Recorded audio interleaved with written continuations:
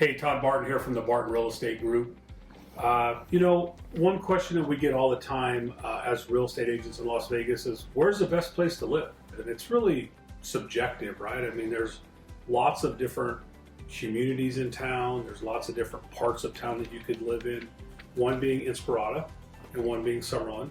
One of the things that we help people understand is, what part of town fits into your life the best. So while you live in Summerlin, you've been around Summerlin from the beginning of when Summerlin was built.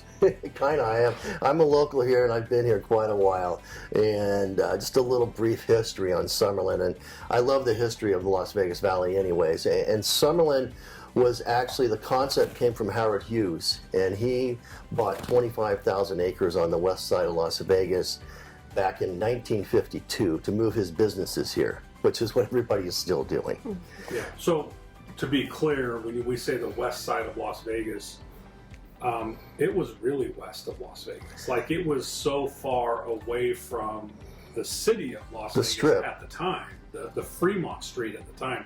Like, it wasn't even the Strip then. It was mostly downtown. It was mostly Fremont Street, old school Las Vegas, I guess. Probably back when he bought the 25,000 acres, there was probably maybe 80,000 people living in Las Vegas. We're close to 3 million right now. Yeah. Right. So where he bought was several miles, from Fremont to where Summerlin is 10 miles, 15 miles? 10 to 15 miles, right. Yes. It was a long ways away from civilization. So the thought of buying acreage out there to think about building a master plan community is just mind-blowing that he could think like that. Yeah, I think that far in advance. And then how did Summerlin get its name? I think that's well, that's neat too, but the thing about, he bought the 25,000 acres in 52 and it just sat there for 40 years. They We had to wait for the city to grow up to it. Right. We couldn't just drive out there every day. It was back in the days when we didn't commute. You worked locally for sure.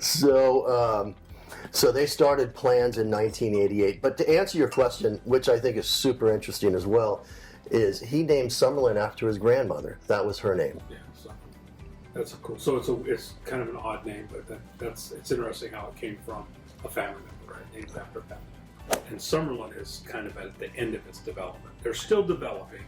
They're still squeezing out little pieces of land even further west. Yeah. Up into Red Rock. Into Red Rock.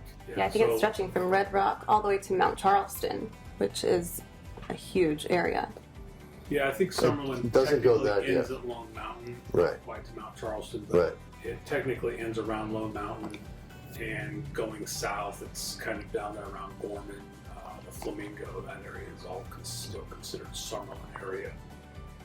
It's a big area. It's a big part of town, and everybody wants to move to Vegas. Everybody wants to buy in Summerlin.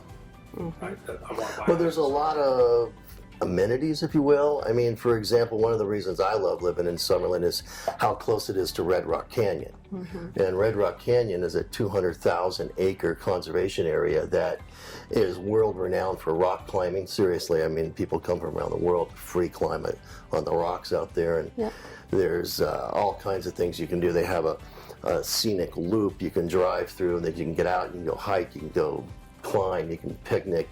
I go shoot pictures. Yeah.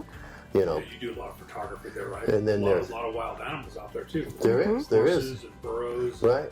And then there's horseback riding. There's a shooting range up there. There's a place where you can fly RC planes and drones. There's just so many different things you can do, literally minutes from Summerlin. Summerlin is the only master plan community in the Las Vegas Valley with its own downtown.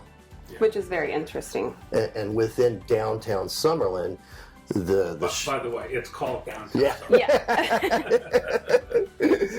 So, and it's a big outdoor mall. It is. There's also some office space there. People rent for their businesses. And urban living now. Is there really? Yeah. I didn't realize that there was living there now. Yeah. Yeah. So it's developing. There's a big baseball park there, like. Yeah, AAA. Yeah, and then there's a practice facility for the Golden Knights. Yeah, right there as well, and it's right next to Red Rock Hotel. Red Rock Hotel. Yeah, so absolutely. So because of all of that, there's a lot to do in Summerlin. Right. So how And again, I think I've pointed out, Summerlin's kind of at the end of its development, right? I mean, we're kind of coming, Yeah, it was slowing down quite So a to bit. speak. it was yeah. the very first master plan community in the Las Vegas Valley. Summerlin's great because there's a ton of stuff to do. There's a lot of activity up there. It also is great in that it holds its home values. Right.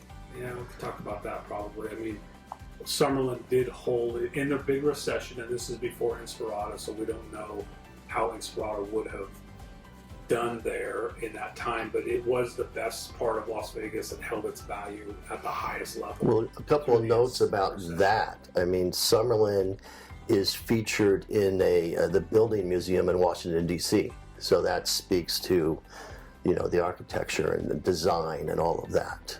Yeah, there was a lot of forethought in Summerlin. So Summerlin typically has 2 HOA fees per subdivision. Typically. In 2019, Summerlin finished third in home sales. And the really cool thing about In that, what? Home sales in what? The nation? Or the nation, Okay, so nationally they were third in home sales in what year? 2019. 2019. And the interesting thing about that is Summerlin is a master plan community that's 30 years old. So a 30-year-old community finished third in the nation in home sales in 2019, which again speaks to the value of the home, the value of Summerlin, the value up there. Let's be clear, homes do retain their value there. It's also one of the most expensive places down to buy. Like, I'll have people call me and go, hey, I'm moving to Vegas and I want to buy a home in Summerlin. I've got $300,000 to spend and I need a pool and it's got to be single story.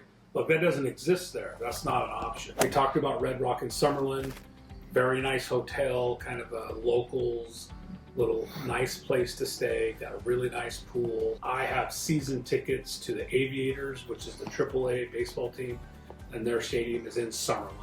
And so I am in Summerlin quite a bit during the summers, attending baseball games. Don't forget to check out some of our other videos that are about other master plan communities here in Las Vegas.